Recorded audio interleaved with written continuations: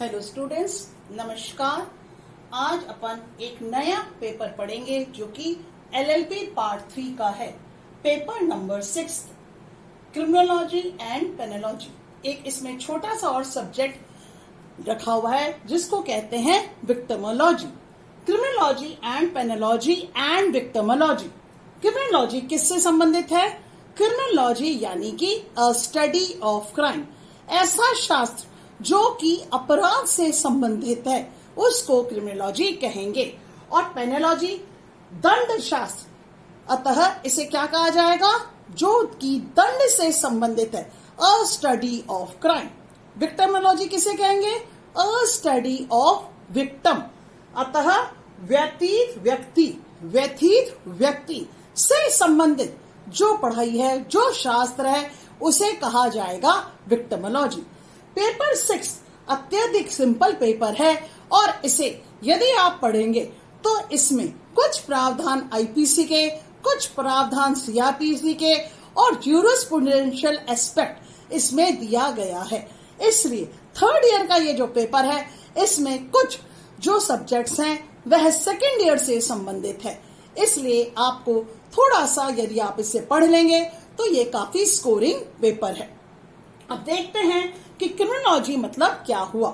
Criminology को यदि तोड़ा जाए, यदि इसको दो समझे तो यह है क्राइम और लॉजी। अतः क्राइम और logy, a study of crime.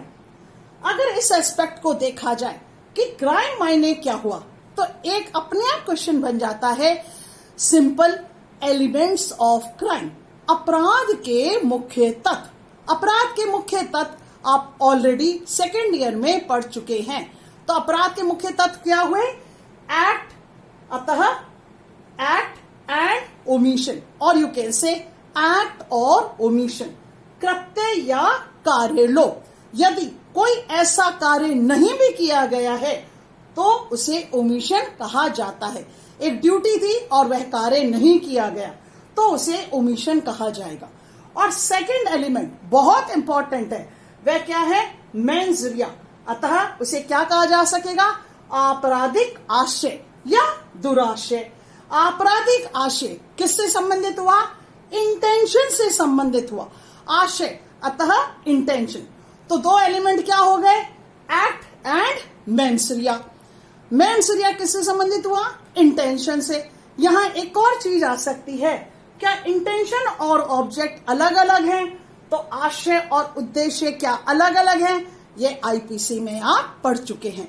इसलिए ये दोनों और ये सारी चीज इंपॉर्टेंट है कि कब एक अपराध इंटेंशन से संबंधित होगा, सेक्शन 34, और कब यह ऑब्जेक्ट से संबंधित होगा।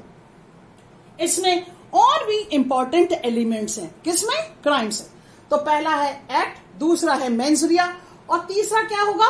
Prohibited by law. क्राइम किसी भी कंट्री में कब कहलाएगा? जब वह विधि द्वारा निश्चित होना चाहिए। यदि वह विधि द्वारा निश्चित है तभी वह क्राइम होगा। और चौथा है दंड के प्रावधान। यदि वह विधि द्वारा निश्चित है तो उससे संबंधित पनिशमेंट। दंड के प्रावधान किससे संबंधित हो गए? दंड शास्त्र। अतः यदि कोई क्राइम किया गया है तो क्राइम से संबंधित जो भी एक्ट है उस पर पनिशमेंट होनी चाहिए या नहीं है।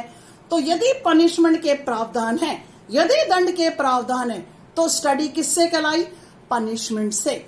अतः ये क्या कहलाया? पेनोलॉजी, स्टडी ऑफ पनिशमेंट। थर्ड है, अब स्टडी ऑफ पनिशमेंट। पेनोलॉजी में जो क्वेश्चंस बनेंगे वह मुख्य क्वेश्चन क्या बनाएंगे? मैंने पहले आपको कह दिया, थ्योरीज ऑफ पनिशमेंट। और मुख्य जो थ्योरी है वह रिफॉर्मेटिव थ्योरी है। रिफॉर्मेटिव थ्योरी में आप एक और साथ में जोड़ सकते हैं, कैपिटल पनिशमेंट।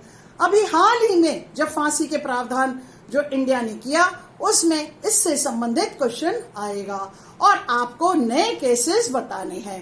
कैपिटल पनिशमेंट में एक क्वेश्चन बन भी सकता है कि क्या आप चाहते हैं कि कैपिटल पनिशमेंट इंडिया में कंटिन्यू रहे या नहीं रहे। तो इसलिए थ्योरीज ऑफ पनिशमेंट काफी इंपॉर्टेंट सब्जेक्ट है। काफी इंपॉर्टेंट क्वेश्चन है। एक और क्वेश्चन बनेगा पेरोल, प्रोबेशन और जुवेनाइल जस्टिस से संबंधित, ओपन प्रिजन यानी कि खुला जेल। इससे सारे संबंधित जो प्रावधान है वह किसमें पढ़ेंगे? पेनोलॉजी में। नेक्स्ट जो आपका इसी सब्जेक्ट का तीसरा जो टुकड़ा है वह है विक्टिमोलॉजी। विक्टिमोलॉजी अतः विक्टिम से संबंधित। विक्टिम कौन? व्यथित पक्षकार, जिसके विरुद्ध, जिस पर विपरीत प्रभाव पड़ा है, काय का? अपराध का, तो वह कहलाएगा व्यथित पक्षकार। उससे संबंधित जो स्टडी होगी उसे कहेंगे विक्टिमोलॉजी। अब कई बार ऐसा भी देखा गया है कि कुछ ऐसे अपराध हैं, फॉर एग्जाम्पल नशा, भीख मांगना, देह व्यापार और समलैंगिक संबंध, English begging, soliciting, homosexuality and drug etcetera, drug addiction etcetera. तो क्वेश्चन बनता है क्या यहाँ पर विक्टिम हुआ वो व्यक्ति जिसने स्वयं ने नशा लिया, जो स्वयं व्यक्ति उसने बेगिंग की, जो स्वयं व्यक्ति देह व्यापार में स्वयं लग गया और किसी के समलैंगिक संबंध किसी व्यक्ति से हैं। तो क्या ये अपराध है? क्योंकि वह स्वयं तो विक्टिम ही नहीं है, उसने स्वयं के साथ ही ये सारे कार्य किए। लेकिन किन्हीं किन्हीं देशों में इसे क्या कहा गया है? एक्ट मेंस रिया और विधि द्वारा निषिद्ध। जब ये तीनों इन तीनों इंग्रेडिएंट्स किसी भी क्राइम में आ जाएंगे तो कई देश इसे क्राइम मानते हैं और कई देश इसे क्राइम नहीं मानते। होमोसेक्सुअलिटी का जो प्रश्न है वह भारत और अन्य देशों में यह है कि क्या ये क्राइम है, क्या यह अपराध है या नहीं। तब ऐसे क्राइम क्या कहलाते हैं? विक्टिमलेस क्राइम, क्योंकि यह अपराध तो है, एक्ट भी हुआ है और साथ में इंटेंशन भी है और साथ में ये प्रोहिबिटेड बाय लॉ भी है। तो क्या दंड के प्रावधान होने चाहिए इसके विरुद्ध? तो यह क्वेश्चन क्या बना? Victimless crime. अतः ये क्या बन गया? व्यक्तिहीन अपराध। इस तरह से इस पेपर के 3 टुकड़े आप पढ़ेंगे। कौन कौन से? अपराध शास्त्र, दंड शास्त्र और विक्टिमोलॉजी। यह पेपर काफी इजी है, इसलिए अगर इसमें अलग अलग जो कोटेशंस हैं, यहाँ ज्यूरिस्प्रूडेंस में जिस तरह ज्यूरिस्ट ने, विधि शास्त्रों ने अपने डेफिनेशन दिए हैं, यहाँ क्रिमिनोलॉजी में कौन देगा? क्रिमिनोलॉजिस्ट। अतः वह क्या कहलाएंगे? दंड शास्त्री। दंड शास्त्रियों ने समय समय में डेवलपमेंट के अनुसार क्राइम की अपनी अपनी जब परिभाषा दी, उसे जब पढ़ेंगे तो वह क्रिमिनोलॉजी कहलाएगा। इसलिए इसे पढ़ना अत्यधिक आवश्यक है। Thank you.